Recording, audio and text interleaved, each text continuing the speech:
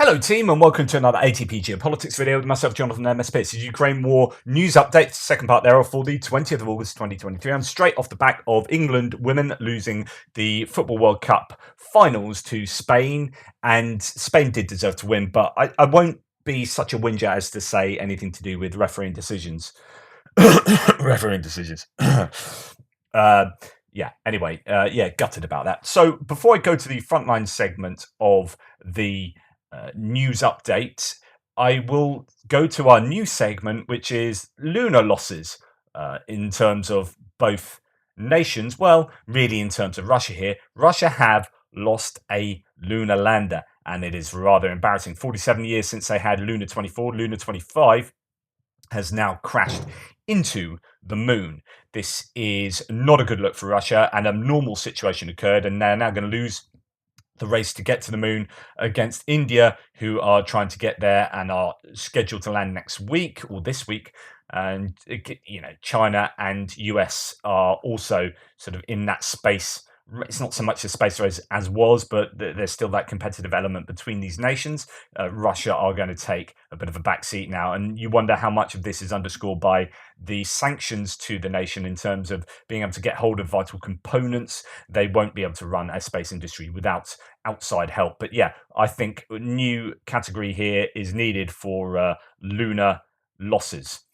Anyway, on to the frontline update, and there's not too much to say about activity anywhere really, other than the southern front. I will hopefully get time to do a frontline update later. I don't know; it's a bit of a tough one today, but I should be able to do a more robust frontline update. But Bakhmut, not too much activity. Usual kind of push and shove around Klishchiivka. Someone was saying, and actually, a few people have said this, that it really doesn't matter what happens in Bakhmut, but in a sense, Ukraine can kind of sit back and so we know that activity around Bakhmut has settled down.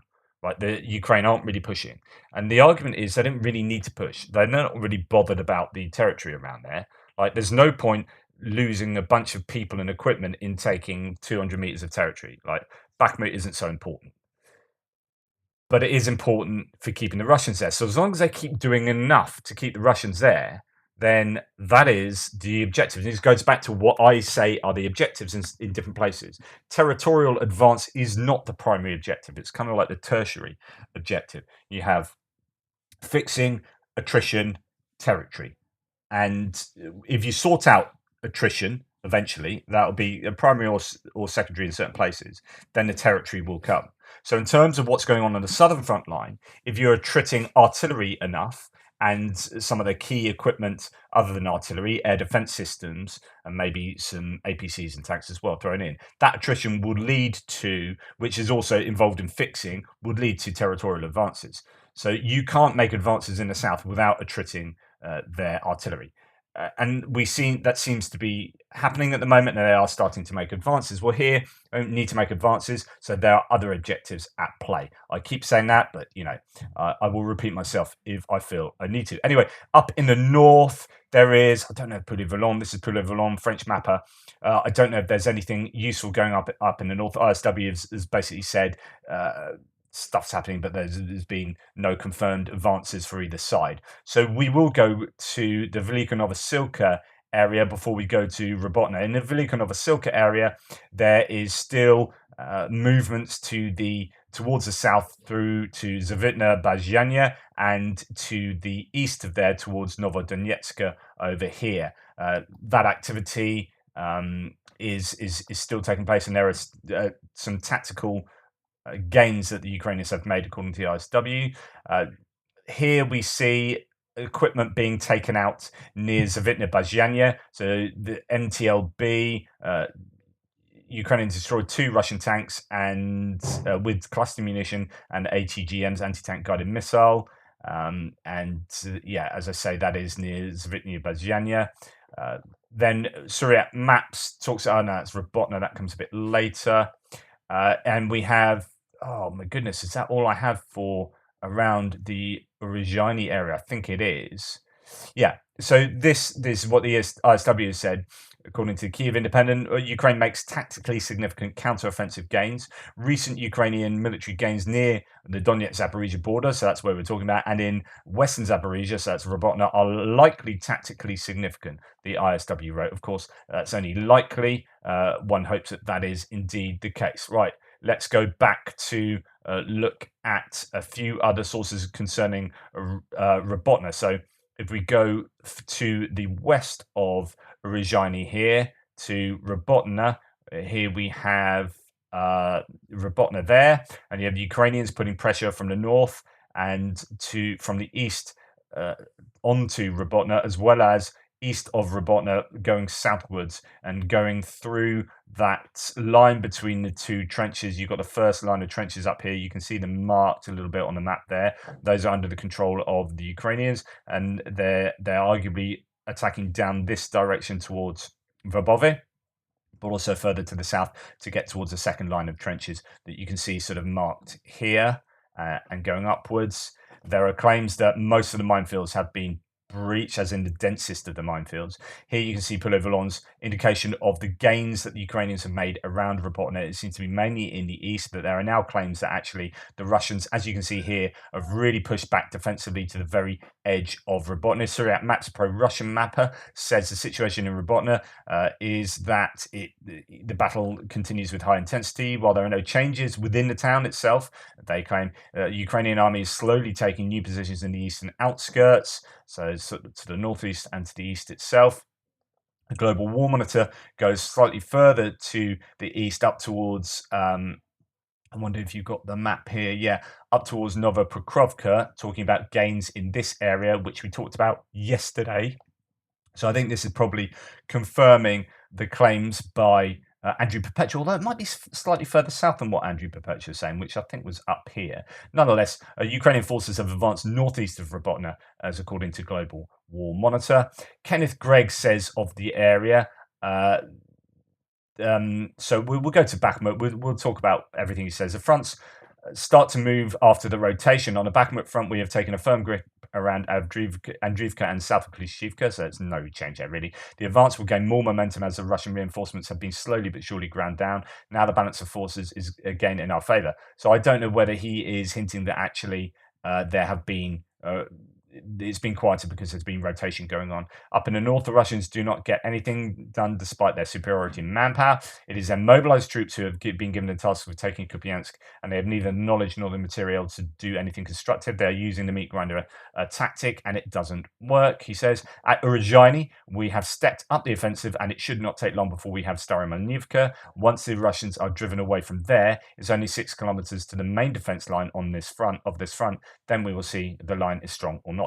If the Russians have artillery and armor there, according to their doctrine, we will have problems penetrating, since the Russians are trying to hold on to the areas they normally serve as buffer zones in order to delay our offensive and give their own soldiers time to safely withdraw to fortified lines. It is very reasonable to ask the question, is the line actually fortified or not? And that's what I was sort of saying earlier on today. At Robotyne, we are also now advancing with better speed after the rotation, especially southeast and southwest of the village. We reached their main defence line without being met by any particularly heavy artillery fire. The tactic is now to widen the line of contact with their main defence line. We have also deployed all the elite spearheads as now, so the situation is escalating. So here he is saying that actually the Ukrainians have brought a lot of their main stuff to bear, and things should be gaining momentum.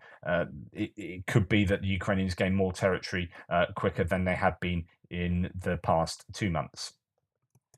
So returning to some of the sources, Getty here says the armed forces of Ukraine improved their tactical position east of the village of Robotyne by taking control of several strongholds. It's kind of vague, but you get the area that they are active in. And we then go to Noah Reports, who says War Gonzo, Russian source, reports slight advances along the Robotyne front, the widening of the axis of attack, and also reports increased Ukrainian activity near Nestoryanka and Kopane. So they are, I don't know if you can see from this particularly, but I don't know, Volon's map goes that far. So Kopane here is over here, and Nestoryanka, not quite sure where that is on this map, but anyway, you get the point. It's widening that axis. Yeah, it's Nestorianki is further to the north of Kopane, northwest there. So there is success for the Ukrainians. Russian channel claims that street fighting is ongoing in Robotyne, and this is the latest bit of information I've found. The information I'm getting, says no reports, is that the Ukrainians control most of the settlement, and there's very little Russian presence left in the southern part if it's not been cleared already, which goes back to this idea that they're defensively very much in the southern outskirts of Robotyne if they are there at all, which is not too dissimilar from what I said yesterday. That's really all I have to say. There's not a massive amount of information coming out. I do wonder sometimes whether that is because it's a weekend and information is not that they stopped fighting, but somehow information is slowed down in the weekends. But anyway, I'll try and delve into that in more detail for the Frontline update later. Let's get to military aid. And here, Getty says nearly 200 Ukrainian military personnel have almost completed training on operating American Abrams tanks on the territory of Germany.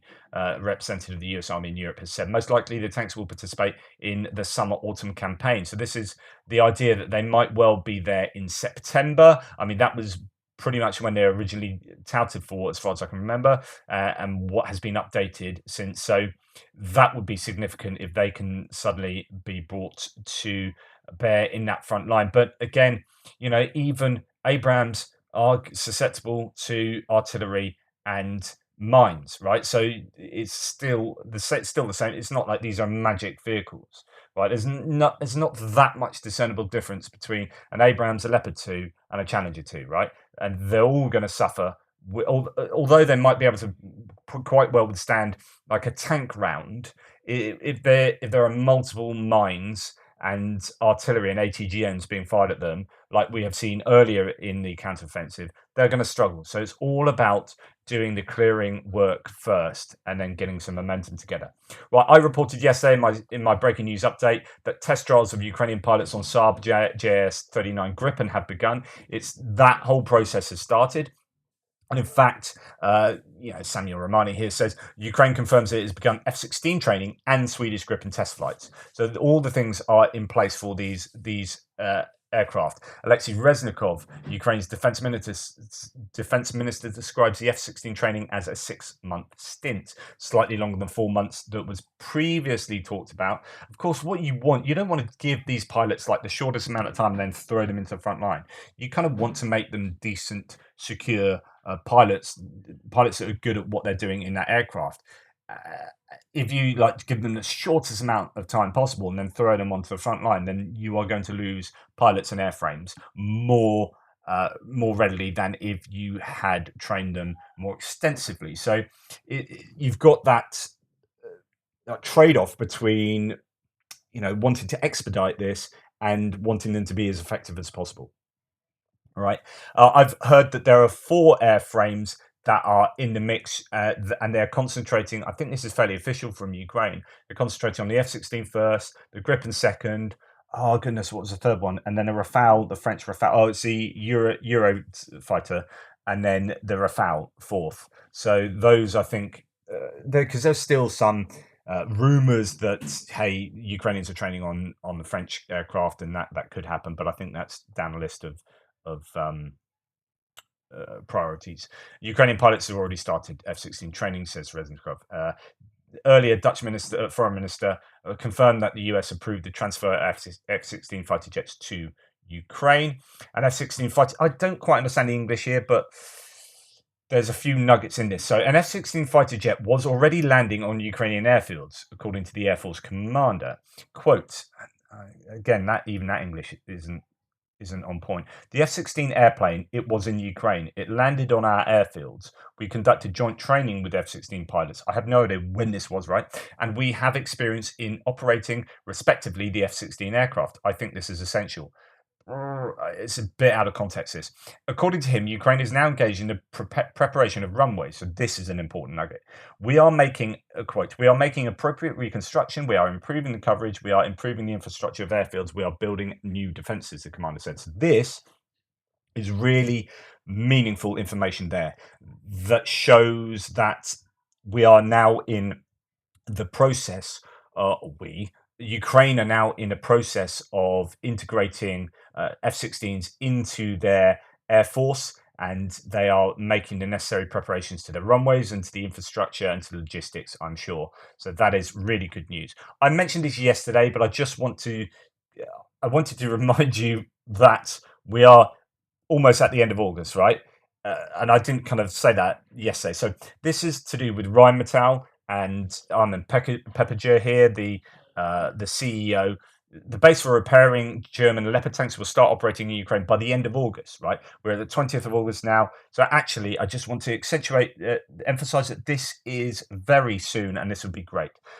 In addition, the German arms company plans to lease a tank factory in Ukraine to set up production of equipment in accordance with NATO standards. That would be a much longer project, not a longer term project, rather than this what's taking place imminently. And that is fantastic that the Ukrainians will be able to repair Leopard tanks within Ukraine rather than having to ship them off to Germany and Poland. And that will happen within days. Okay, Russia receives military equipment and weapons from China. We've heard this before. Now, the Telegraph has brought out an article that gives some more details about this. And this is not, this is not good news. Something needs to be done about this with China, but that's opening a whole can of worms. China is helping to arm Russia with helicopters, drones, and metals. The Telegraph reports trade between China and Russia is set to surpass $200 billion this year, a new record high, even as Chinese exports to other countries have fallen significantly. Exports of goods with potential military uses rose by more than 3 times in the year which ended this June compared to one prior, according to analysis from the Observatory of Economic Complexity, a trade data visualizer. One Chinese company sent 1,000 drones to Russia in the 2 months before the war, according to figures compiled by Molfar Global, an open source research organization. The firm Shantou Honghu Plastics describes itself as a wholesaler of children's toys on its website and social media profiles. The drones were sent to the Russian firm called Samsung, which similarly describes itself as a wholesaler of games and toys and appears to be a shell company, stating only 10,000 rubles in capital to its name, according to public company registry. So obviously some shady deals going on here using shell companies that aren't really what they say they are. Then 4 days, it continues, after war broke out in Ukraine, Chinese company Hens 999 supplied 2 helicopters. Another Chinese firm, Tianjin Huarong Aviation, has transferred 4 Airbus helicopters to Russia since the war began. They all were received by Russian firm Ural Helicopter, whose primary customer is the Russian National Guard, deployed to Ukraine and led by Viktor Zolotov, a longtime bodyguard to Putin. Chinese firms have also sent optical sights to more than 50 Russian companies from the start of 2022, though the first quarter of this year, through the first quarter of this year.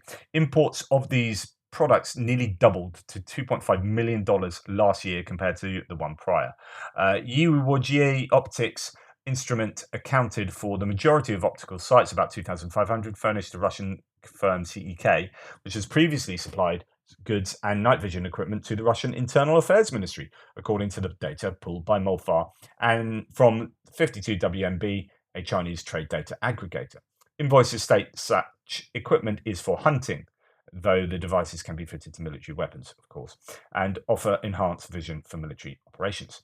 Chinese exports of turbojets and radar missile navigation systems have also been sent via India and Costa Rica before being re-exported to Russia, according to Molfar Research, in an apparent effort to evade sanctions. And those are the kind of areas that there needs to be significant loophole closing and work by international allies of Ukraine, so that Russia can't get hold of this stuff.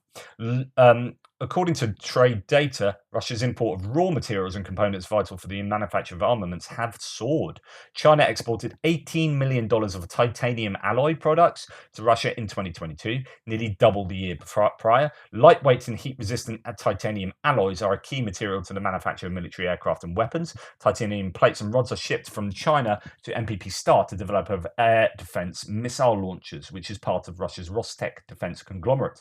Titanium products also have been sent to 57 Technics, a company which performs aircraft maintenance and repair and has done work for an organization that oversees the air transport of Putin and other Kremlin officials. S7 is also, it's not 57 Technics, S7. S7 is also working to make aircraft spare parts so that Russian airlines can keep their fleets operational after sanctions cut off supplies of Western-made components for Airbus and Boeing planes. Chinese companies also sent deliveries of magnesium alloys to Tupolev, which builds and helps maintain long-range bombers like the Tu-95 and Tu-160M, which have been used to launch cruise missile attacks on Ukraine. Companies linked to the production of Kamaz vehicles, though whose armoured carriers, like the Kamaz Typhoon, transport Russian troops and cargo, have received at least 520 shipments from China. Goods included spare parts, welding machines, and laser machine tools that can be used for manufacturing weapons and military equipment.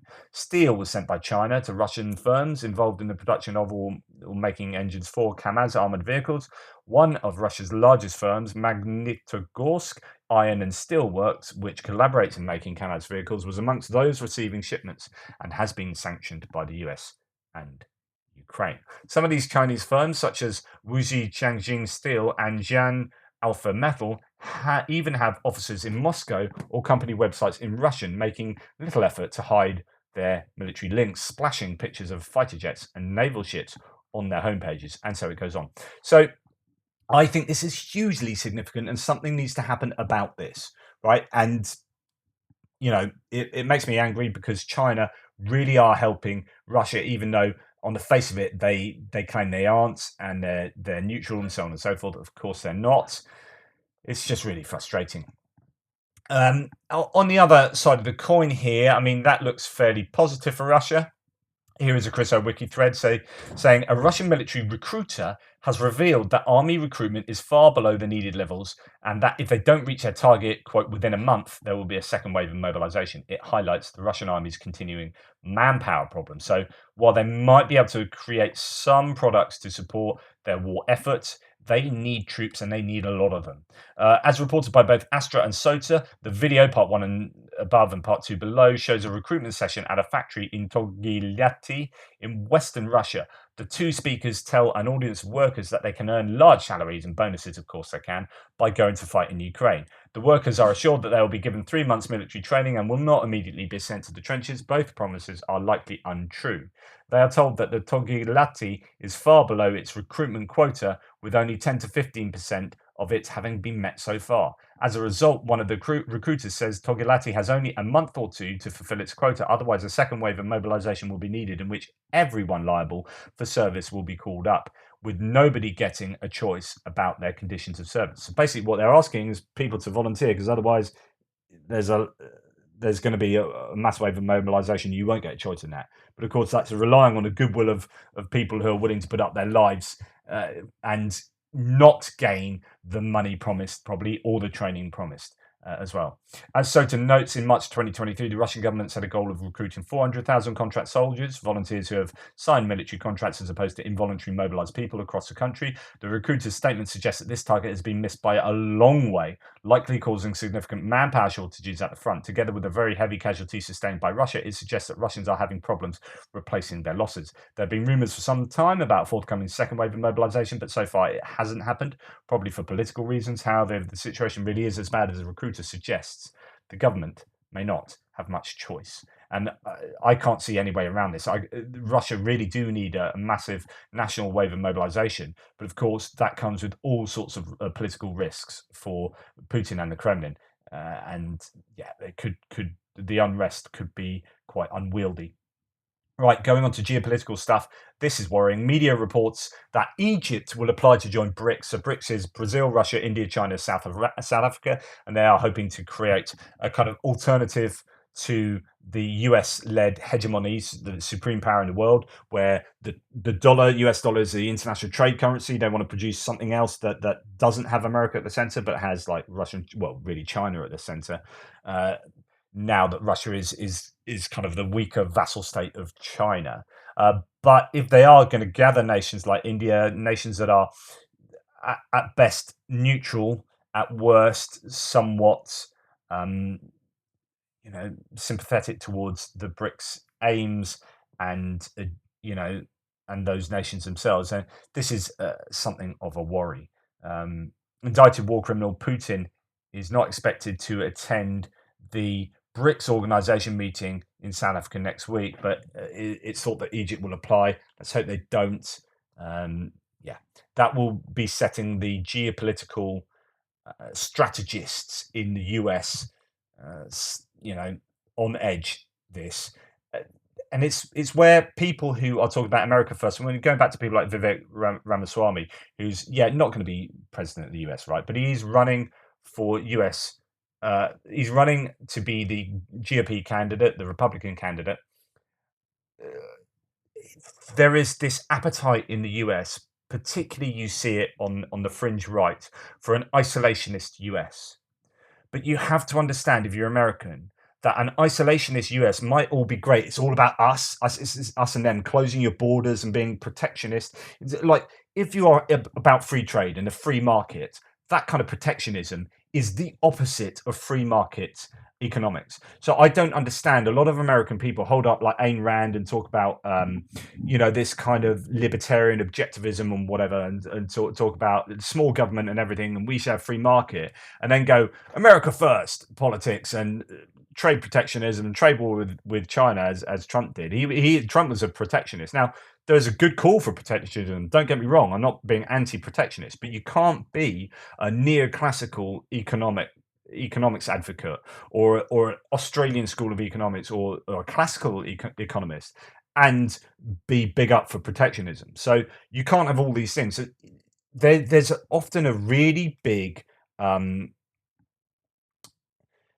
contradiction in a lot of political thought, or a lot of people in America, with where their politics are at. Because on the one hand, they want America to be the best at everything, and on the other hand, some of them want them to then be isolationist. But then they say, "Yeah, I'm up for free market. I don't want the government intervening, and I want a small government." On the other hand, they're saying, "But I'm up for protectionism, and actually, I also want to control who you have sex with, and whether you have a baby or not." So there's just a massive load of confusion. Like, well, are you libertarian or are you authoritarian? Because it seems like you're 50% libertarian and 50% authoritarian, and there's a really big problem there. So there's a massive. I've written articles on this. I call it faux libertarianism, and we've seen this in the UK with certain political elements in the UK, which is, you can't be the UKIP claim that they're a libertarian party and they're anti-immigration, right? This is not a valid judgment on being anything to do with immigration, but literally, if you look at what libertarian is, you look at the manifesto of the US Libertarian Party, they're pro-immigration, because you cannot be libertarian and say, "Oh, the individual is a god, you can do what you like, apart from you can't move, you have to stay where you are there." Like, so true libertarians are actually, they are forced to be like pro-immigration, pro-movement of people, because it's a freedom, it's a liberty. And so anyway, you get all this like confusion, but my point, going back to my original kind of point, and people like Ramaswamy, who are running for US president effectively, you can't allow America to, or you can't facilitate America being at the top of the international world order in terms of power, hegemony, influence, and then say, yeah, it's fine for China to do what they want with Taiwan. It's fine for Russia to invade Ukraine. We're not going to pay attention because we're just thinking about ourselves. You will not be the global hegemony if that's your approach. And so all these things, all these international things, are also hugely in the interest, hugely in the sphere of the US here.